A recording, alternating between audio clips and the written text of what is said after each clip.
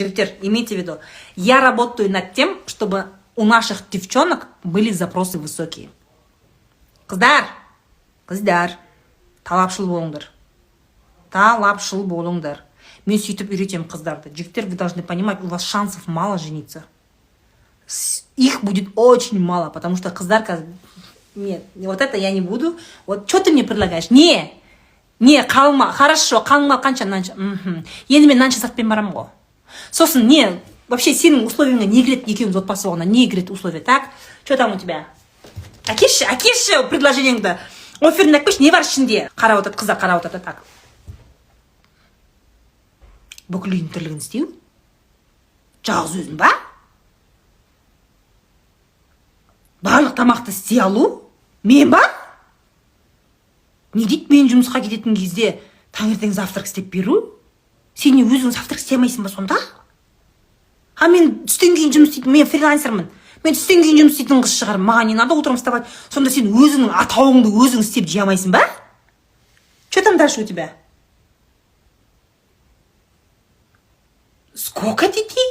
Ақшаң бар ма сонша балаға? Сен маған ақшаң бар ма? Мен декретте отқан кезде сен маған полностью должен обеспечивать. Маған жете ма сенің ақшаң? Не қуатсың? Дейді қыздар қазір. Парни, у вас офер хреновый. У вас у всех хреновый офер. Сейчас ни одна девушка за вас вообще замуж не пойдет. Ни одна. Қазір өте көп жігіттер үйленгім келеді деген жігіттер көп та. Байға тегін келмейді вообще. Айтпашы маған дейтін мынауский қыздар бар. Вот такие девчонки. Айтпаш, кімге тием байға сорлау ешкім жоқ қой. Можно было бы, если бы парень был адекватный, но нет таких, им нечего предложить.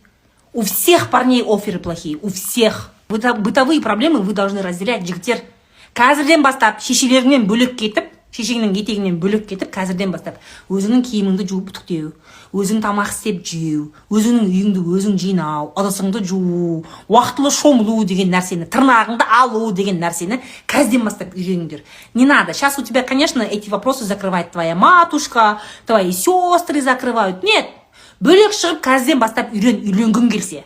Нормальный қызға, есі-басы дұрыс, адекватный, сенімен бірге көтерілетін қызға үйленгің келсе, онда, пожалуйста, кішкене жопу подними с дивана.